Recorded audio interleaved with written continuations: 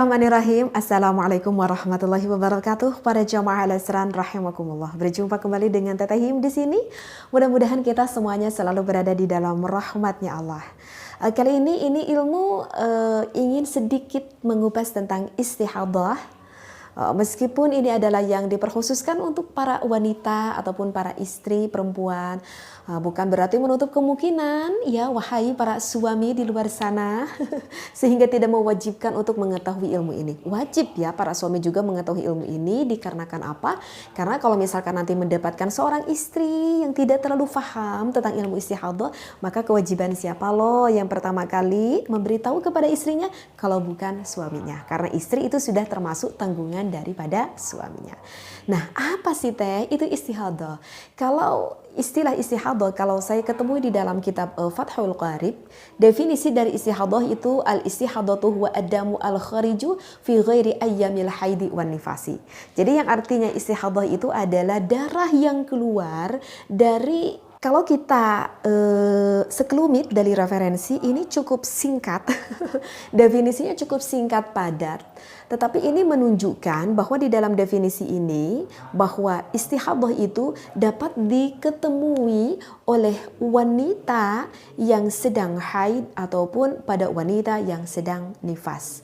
Oleh karena itu secara garis umumnya istihadah itu bisa mendapati kepada wanita yang sedang haid ataupun istihadah di dalam haid, dan juga ada istihadah di dalam nifas. Nah, nanti ketentuan hukum dan juga ilmunya pun itu akan berbeda-beda seperti itu. Nah, contoh nih, kalau misalkan istihadah di dalam haid, ini cuman contoh secara garis besarnya aja, karena nanti insya Allah akan lebih mengelupas istihadah yang lebih dalam. Misalkan contohnya seperti ini. Di dalam masa ukuran waktu haid, wanita itu tidak boleh mengeluarkan haid kurang dari 24 jam. Jika wanita mengeluarkan darah haidnya kurang dari 24 jam, berarti yang kurangnya itu sudah termasuk istihadah. Ataupun dari ukuran waktu masa maksimal, wanita itu tidak boleh mengeluarkan haidnya itu melebihi dari 15 hari. Jika ada seorang wanita mengeluarkan darah melebihi dari 15 hari, berarti darahnya itu adalah bukan darah haid, tetapi itu adalah darah istihadah. Kenapa sih teh kita tuh wajib banget gitu ya mengetahui akan ilmu istihadah? Dikarenakan ya hukumnya berbeda. Meskipun ini seorang wanita mengeluarkan darah, tetapi ini wanita yang beristihadah layaknya seperti wanita yang suci. Sehingga tetap wajib sholat, tetap wajib mengaji Al-Quran. Jika sudah punya suami, jika suaminya ingin melakukan ibadah, ini istrinya tetap wajib melayani suaminya. Ini kan hukumnya sangat berbeda sekali. Wanita ini berpikir bahwa aku tidak wajib sholat, padahal ini istihadah. Padahal wajib ini sholat. Dia berpikir bahwa ini aku tidak berwajib sholat, padahal ini hukumnya masih termasuk haid. Tidak boleh sholat. Fatal sekali kan. Nah, oleh karena itu wajib sekali apalagi bagi seorang perempuan harus mengetahui secara detail bagaimana sih itu kriteria tentang istihadah. Nah, sebelum nanti saya semakin jauh membahas tentang istihadah, ada dua hal yang harus kita ketahui dulu bagi seorang wanita. Yang pertama, seorang wanita harus mengetahui akan warna-warna haid. Yang kedua yang harus diketahui itu adalah sifat-sifat haid.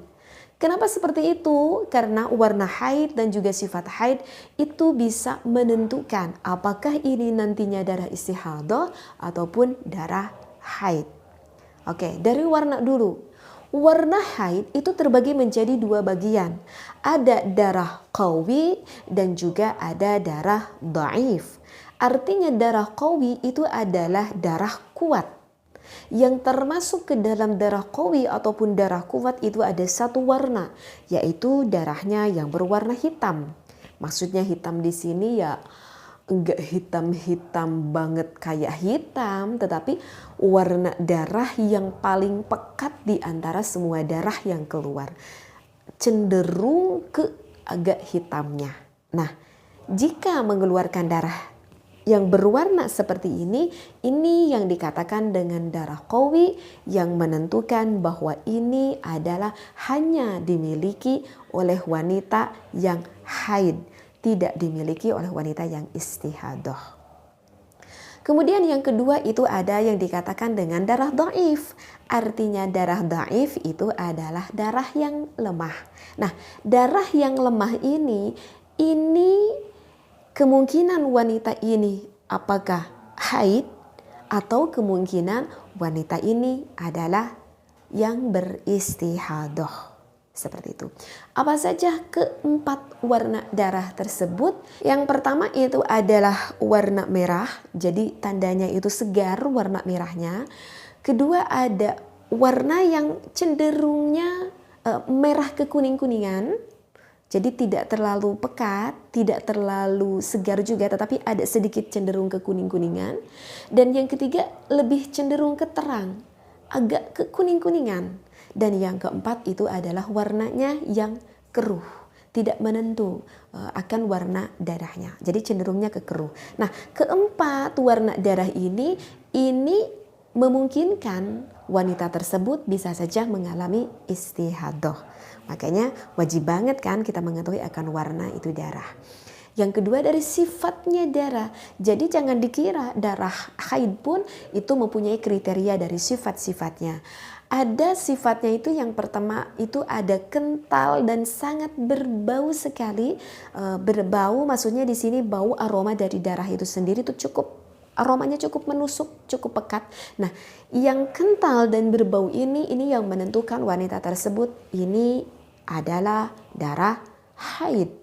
Dan ada ketiga sifat lagi yang kemungkinan bisa saja ini adalah istihadah, yaitu hanya kental saja, atau hanya dimiliki berbau saja, atau tidak kental dan juga tidak berbau. Nah, yang ketiga sifat ini mungkin saja itu adalah istihadah. Oke, sekarang sudah mulai agak terbayang ya. Jadi warna dan juga sifat yang harus kita ketahui dulu. Nah, sekarang yang akan lebih mengkerucut tentang keistihadah, kita secara garis besarnya dulu. Istihadah secara garis besarnya itu terbagi menjadi dua kasus lah. Ataupun terhadap dua sosok seorang wanita secara garis besarnya, secara globalnya. Ya. Sebetulnya sih kalau istihadah itu nanti terbagi menjadi 7 bagian. Yang ke-7 bagian itu terbagi menjadi 2. Yang pertama itu terjadi terhadap seorang wanita yang belum pernah sama sekali mengeluarkan darah haid. Dan itu wanita tersebut kalau secara fikih dikatakan adalah mubtada'ah ya. Jadi sekali lagi wanita yang belum pernah haid sama sekali itu dikatakan wanita mubtada'ah. Nah, dari sosok wanita yang belum pernah haid sama sekali itu terbagi lagi menjadi 2. Ada mubtada'ah mumayyizah dan ada juga mubtada'ah ghair mumayyizah. Nah, itu yang pertama. Secara garis besarnya. Secara garis besar yang kedua itu adalah mengenai wanita yang pernah mengalami haid. Dan kalau menurut fikih, wanita yang pernah mengalami haid itu dikatakan dengan wanita mu'tadah. Nah, dari wanita yang mu'tadah itu terbagi lagi menjadi 5 klasifikasi, terbagi menjadi 5. Ada mu'tadah mumayyizah, ada mu'tadah ghair mumayyizah, dan selanjutnya. Sehingga dari 2 secara garis besar itu kalau dikerucutkan akan istihadah itu terbagi menjadi 7 bagian. Masya Allah, ini emang agak cukup harus berpikir.